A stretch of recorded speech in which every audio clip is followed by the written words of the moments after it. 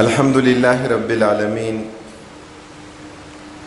والصلاة والسلام علی سیدنا و مولانا محمد وعلی آلہ و اصحابہ اجمعین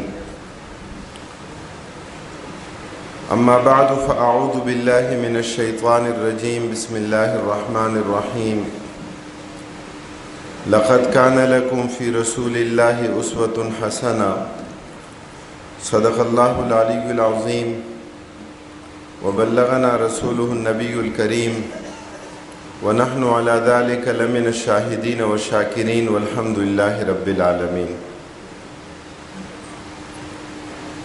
اپنی ملت پر قیاس اقوام مغرب سے نہ کر، خاص ہے ترکیب میں قوم رسول ہاشمی۔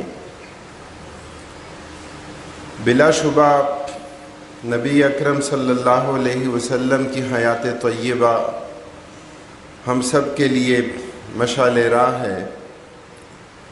ہم سب کے لیے رشد اور ہدایت کا ایک منبع اور سرچشمہ ہے۔ بلا شبہ نبی اکرم صلی اللہ علیہ وسلم کے اسوہ حسنہ سے ہمیں ہماری انفرادی زندگی کے لیے بھی، ہمیں اجتماعی زندگی کے تمام دائروں کے لیے ہدایت اور رہنمائی ملتی ہے۔ آپ صلی اللہ علیہ وسلم کی بعثت ایک انسانی معاشرے میں ہوئی۔ کفار کی طرف سے اس بات کا مطالبہ موجود تھا کہ اللہ رب العالمین نے لوگوں کی ہدایت کے لیے کسی فرشتے کو مبعوث کیوں نہیں کیا، ایسے رسول کو کیوں بھیجا گیا جو یأکل الطعام ویمشی فی الاسواق، جو کھانا بھی کھاتا ہو،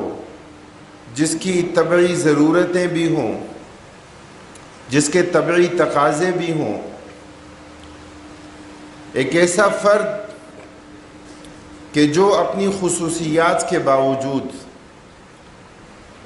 اپنے تمام تر معجزات اور اپنے خصائص کے باوجود عمومی طور پر ایک بشر کی حیثیت سے، عمومی طور پر ایک انسان کی حیثیت سے جس کی بعثت کی گئی۔ اللہ کے رسول صلی اللہ علیہ وسلم گوشت پوست کا جسم رکھتے تھے۔ آپ صلی اللہ علیہ وسلم کے جسم اطہر سے خون نکلتا تھا۔ آپ صلی اللہ علیہ وسلم بیمار ہوتے تھے۔ آپ صلی اللہ علیہ وسلم غمزدہ، پریشان اور تکلیف میں ہوتے تھے۔ اللہ کے رسول صلی اللہ علیہ وسلم کو نیند آتی تھی، اگرچہ آپ صلی اللہ علیہ وسلم کا قلب اطہر بیدار رہتا تھا۔ آپ صلی اللہ علیہ وسلم کے ہاں اولاد ہوئی، آپ کی ازواج مطہرات تھیں، آپ کھانا کھاتے تھے، آپ پانی پیتے تھے، آپ انواع و اقسام کی مختلف چیزیں اللہ کے رسول صلی اللہ علیہ وسلم نے ان کے لیے اپنی خواہش کا، ان کے لیے اپنی طلب کا، ان کے لیے اپنی اشتہا کا اللہ کے رسول صلی اللہ علیہ وسلم نے تذکرہ کیا۔ یہ ایک الگ حقیقت ہے کہ اللہ کے رسول صلی اللہ علیہ وسلم کا فقر اختیاری تھا۔ آپ نے خود اپنے لیے فقر اختیار کیا تھا۔ آپ نے ہر طرح کی نعمتوں کو ٹھکرا دیا تھا۔ آپ نے اس دنیا میں فقراء اور مساکین کی طرح زندگی گزاری۔ آپ صلی اللہ علیہ وسلم نے صحابہ کرام رضوان اللہ علیہ مجمعین کو نوازا، انہیں بہت کچھ دیا، لیکن خود اپنے لیے اللہ کے رسول صلی اللہ علیہ وسلم نے فقر کو اختیار کیا۔ میرے انتہائی عزیز طالب علم ساتھیوں، یہ بات ہمارے لیے سوچنے کی ہے کہ اس میں اللہ تعالیٰ کی حکمتیں ہیں کہ اللہ رب العالمین نے انقلاب کے لیے، تبدیلی کے لیے، معاشرے میں اللہ کا دین نافذ کرنے کے لیے، لوگوں تک دین کا پیغام پہنچانے کے لیے اللہ تعالیٰ نے جس شخصیت کا، جس ہستی کا، جسے خاتم النبیین قرار دیا گیا، جسے سید المرسلین قرار دیا گیا، جسے تمام انبیاء کرام علیہم السلام کی امامت کا فریضہ سونپا گیا، اللہ رب العالمین نے ایک بشر اور ایک انسان کی حیثیت سے اسے انسانوں کے معاشرے میں بھیجا۔ اور اس سے ہمیں آسان انداز میں یہ بات سمجھ میں آ سکتی ہے کہ اس میں اللہ تعالیٰ کی کئی حکمتوں کے ساتھ ساتھ ایک حکمت جو اس میں کار فرما تھی وہ یہ کہ کل کو کوئی شخص یہ نہ کہے کہ میں انسانی معاشرے میں کام نہیں کر سکتا۔ اللہ کے رسول صلی اللہ علیہ وسلم نے انقلاب برپا کیا، کوئی یہ نہ کہے کہ آپ صلی اللہ علیہ وسلم کو تو بھوک پیاس کی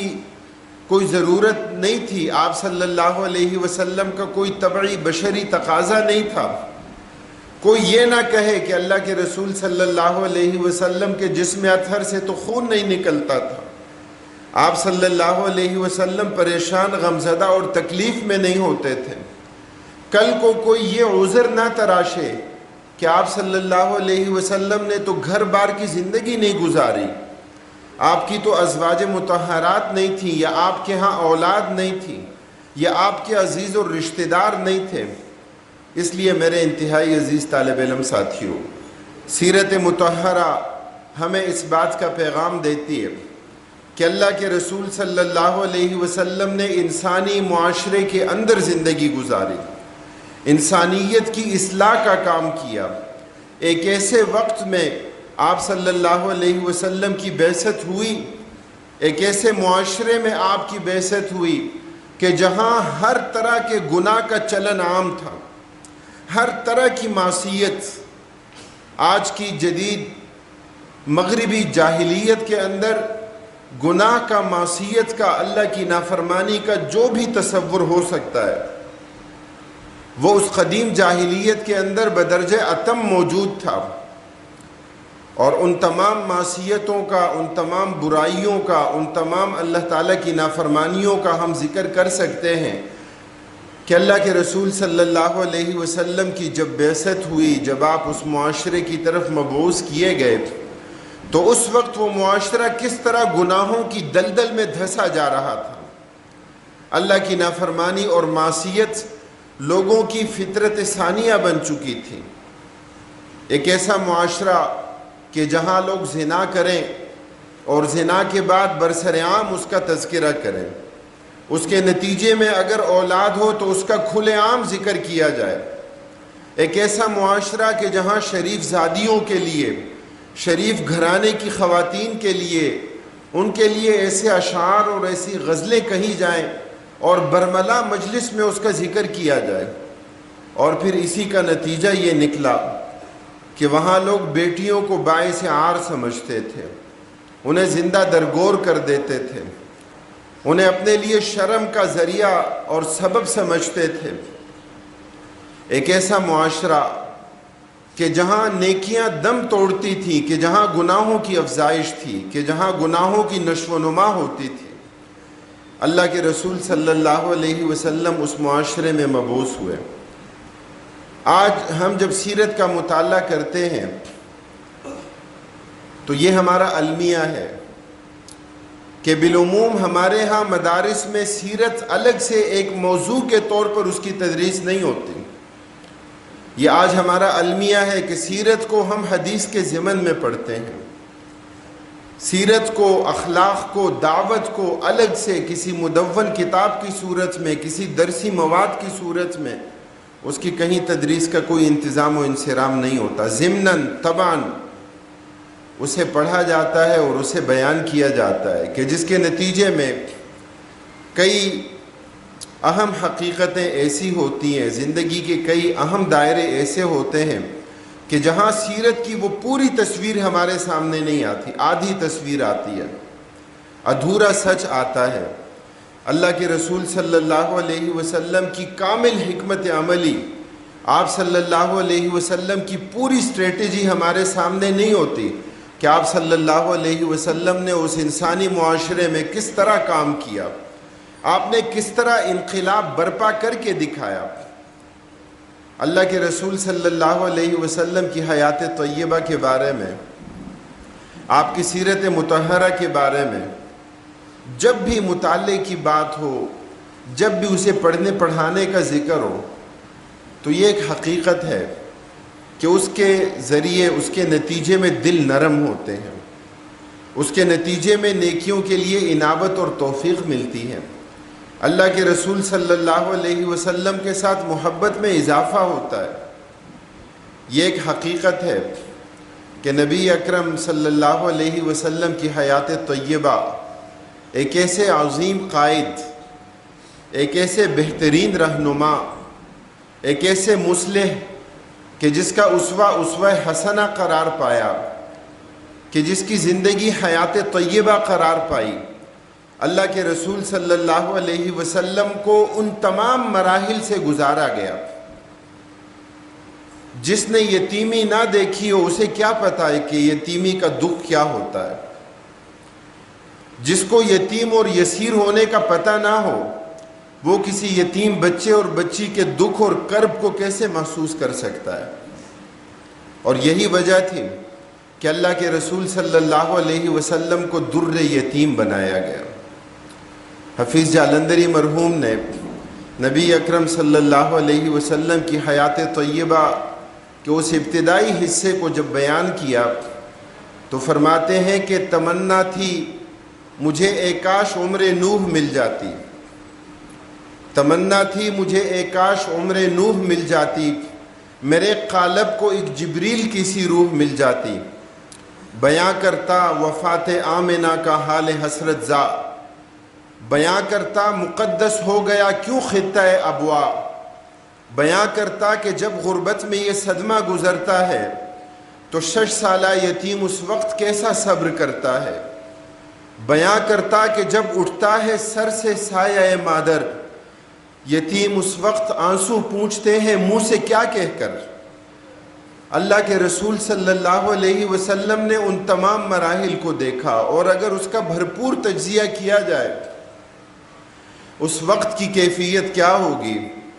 کہ جب نبی اکرم صلی اللہ علیہ وسلم کے سفر میں آپ صلی اللہ علیہ وسلم کی والدہ بچھڑ جاتی ہیں۔ آپ اندازہ لگائیں دنیا کے ظاہری سہارے ایک ایک کر کے اللہ کے رسول صلی اللہ علیہ وسلم سے بچھڑتے گئے، وہ کہ جن پر سب سے زیادہ انحصار تھا، وہ کہ جو کفالت کرنے والے تھے، وہ کہ جو ساتھ دینے والے اور تعاون کرنے والے، حضرت ابو طالب۔ لیکن صحیح ترین روایات کے مطابق کہ نبی اکرم صلی اللہ علیہ وسلم کی دعوت پر انہوں نے بھی لبیک نہیں کہا۔ کرب اور علم کی کیفیت کیا تھی؟ نزع کا عالم تھا۔ حضرت ابو طالب کی آخری سانسیں تھیں، آپ صلی اللہ علیہ وسلم تشریف لائے، اس احساس کے پیش نظر تشریف لائے کہ آپ انہیں دین کی دعوت کی طرف متوجہ کریں، بارہا متوجہ کیا۔ آپ جب تشریف لائے تو آپ نے دیکھا کہ ان کے سرہانے ابو جہل بیٹھا ہے۔ ابو جہل کوئی معمولی کافر نہیں تھا، جسے اللہ کے رسول صلی اللہ علیہ وسلم کی دعا راہ راست پر نہیں لا سکی۔ آپ نے فرمایا فرعون ھذہ الامہ، اس امت کا فرعون ابو جہل۔ حضرت ابو طالب کے سرہانے بیٹھا، اللہ کے رسول صلی اللہ علیہ وسلم کچھ فاصلے پر بیٹھے۔ آپ انتظار کرتے رہے کہ کفر کا یہ سردار اٹھ کر چلا جائے، لیکن وہ جانے والا نہیں تھا، اور وہ اسی انتظار میں تھا کہ وصال آخری عالم، آخری کیفیت اور سانسیں اکھڑنے کا یہ سلسلہ، کہ وہ اسی طرح کفر اور شرک کی حالت میں ان کی موت واقع ہو۔ اللہ کے رسول صلی اللہ علیہ وسلم نے بالآخر صبر کا پیمانہ لبریز ہوا، آپ نے متوجہ کیا حضرت ابو طالب کو کہ میں نے آپ سے چچا جان بارہا کہا ہے کہ آپ دین کو قبول کر لیں، آپ اس کلمے کو پڑھ لیں، یہ کلمہ مجھے اس بات کا سہارا دے گا کہ میں قیامت کے دن آپ کے حق میں شفاعت کروں گا۔ جناب ابو طالب نے آنکھیں بند کی۔ ابو جہل کو اس بات کا احساس ہوا کہ کہیں کلمہ نہ پڑھ لے، تو کہا کہ آپ اپنے آبا و اجداد کے دین کو ترک کر دیں گے۔ اس وقت کہا کہ وَلَقَدْ عَلِمْتُ بِأَنَّ دِينَ مُحَمَّدٍ لَمِنْ خَيْرِ أَدْيَانِ الْبَرِيَّةِ دِينًا لَوْلَا الْمَلَامَةُ أَوْ حَذَارَ مَسَبَّةٍ لَوَجَدْتَنِي سَمْحًا بِذَاكَ مُبِينًا،